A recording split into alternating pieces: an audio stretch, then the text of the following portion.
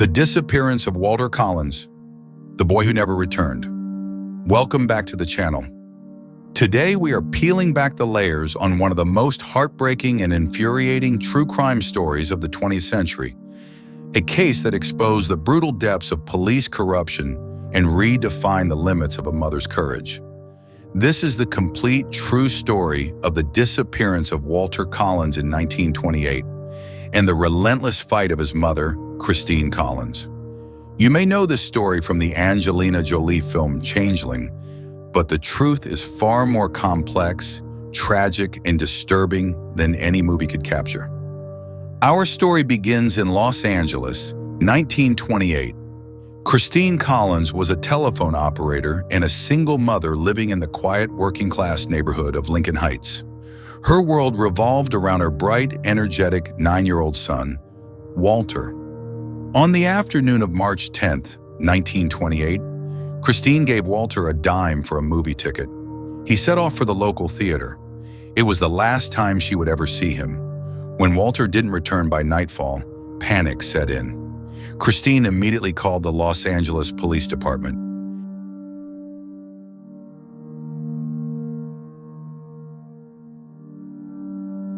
In 1928, the LAPD was struggling. It was plagued by corruption, inefficiency, and scandals that had severely eroded public trust. The disappearance of a young boy like Walter Collins became a high-profile case they desperately needed to solve to restore their image. The initial search was widespread, fueled by public fear in the media. Weeks turned into months. Christine's hope began to wither. Then after 5 agonizing months, a break in the case finally arrived. The LAPD contacted Christine with news that her son had been found safe and sound in DeKalb, Illinois. This should have been the end of the nightmare. But for Christine, it was only the beginning of a bureaucratic and emotional torment. The police were eager for a public relations victory. They decided to stage a dramatic reunion at the police station. When the boy stepped off the train, Christine's blood ran cold. She knew immediately, this was not Walter. The boy was roughly the same size, but 5 months had passed, and a mother knows her child. Christine pointed out that her son was 3 inches shorter, had a different dental structure, and was uncircumcised, whereas Walter was. The boy standing before her was clearly not Walter.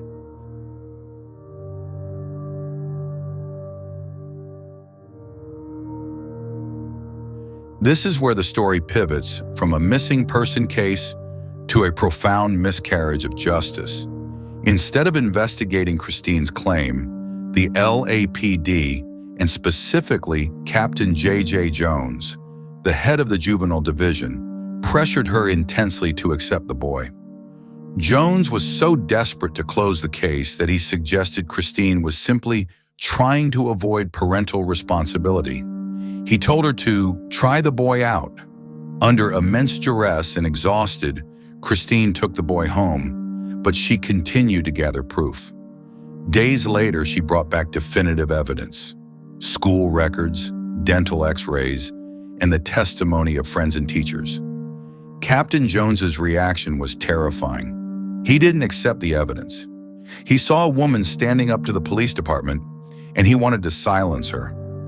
Jones accused Christine of being delusional and unstable. Using a little-known statute at the time, he ordered her to be committed to the psychopathic ward of the Los Angeles County General Hospital. Christine Collins was locked away for standing up for the truth. Meanwhile, the boy, forced to play the role of Walter, eventually confessed. He was Arthur Hutchins Jr., a 12-year-old runaway from Iowa, who had used the Walter Collins missing person reports as a cover story to escape detention and get a free trip to Hollywood. With the truth undeniable, Christine was finally released 10 days later. She had spent 10 days in an asylum because she refused to deny her son.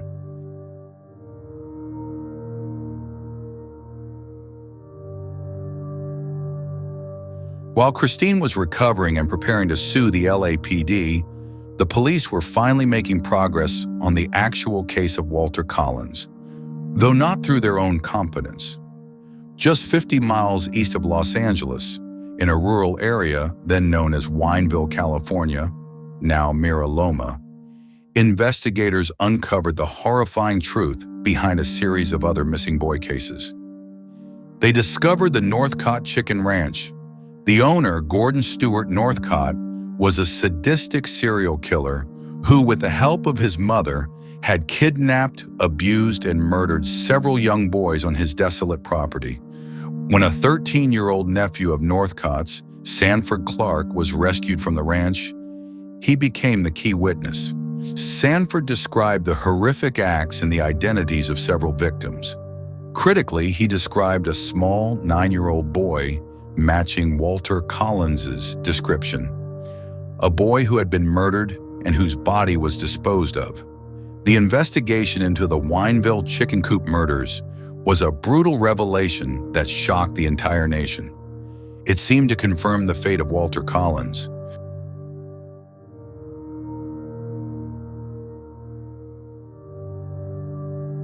Gordon Northcott was brought to trial.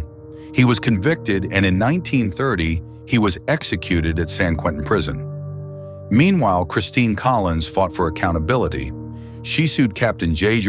Jones for his abuse of power, winning a judgment of $10,800. Jones never paid her a cent, but the public exposure of his actions and the revelations of the Wineville murders forced a massive shakeup in the LAPD.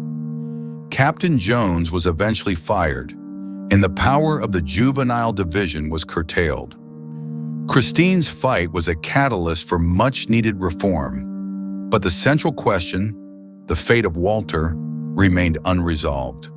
While investigators were certain Walter was a victim of Northcott, his body was never definitively recovered among the scattered remains found at the ranch. Northcott often played cruel mind games, offering conflicting confessions and later retracting them. At one point, just before his execution, he contacted Christine Collins, offering to tell her what truly happened. She visited him, but he never provided a clear answer, simply tormenting her with vague hints that her son might have escaped.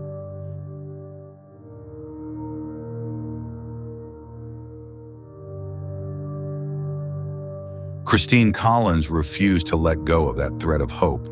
The police declared Walter's case closed, but she spent the rest of her life searching, chasing every lead that suggested her son might have been one of the few who escaped Northcott's clutches. She passed away in 1964, never knowing for sure what happened to Walter.